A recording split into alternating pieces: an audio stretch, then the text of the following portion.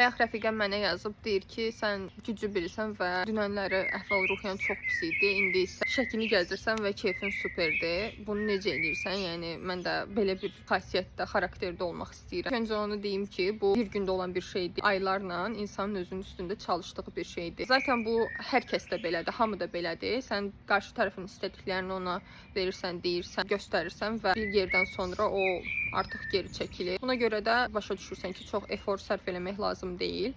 Ən əsas nə istədiyini bilməlisən. Nə istədiyini bildikdən sonra dialoqun heç uzatmağa ehtiyac da qalmır. Sən maksimum dərəcədə o istiqamətdə, istədiyin istiqamətdə danışırsan. Əgər qarşı tərəf bunu cavablaya bilirsə, həyatında qalır. Cavablaya bilmirsə, həyatından çıxır gedir. Mən açıq-aydın, çox kibar bir şəkildə türklər demiş, dialoqları davam elətdirirəm. Əgər qarşı tərəf bu kibarlığın fərqində deyilsə, artıq uzatmıram, əngəlləyirəm, ortadan itirəm, heç özümü yormuram. Bu elə bir şeydir ki, ya bir başqasına yönəlirsən, ya da özünlə məşğul olursan. Mənim də yetəri qədər hobbilərim olduğu üçün özümlə məşğul oluram. Əmin ol ki, bu istiqamətdə gedəndə bir yerdən sonra öz dəyər artır və insan həqiqətən də istədiyinə nail olur. Amma özünü hələ də dərindən tanımırsansa, bu döngünün içində, belə deyim, davam edə-edə yorulursan.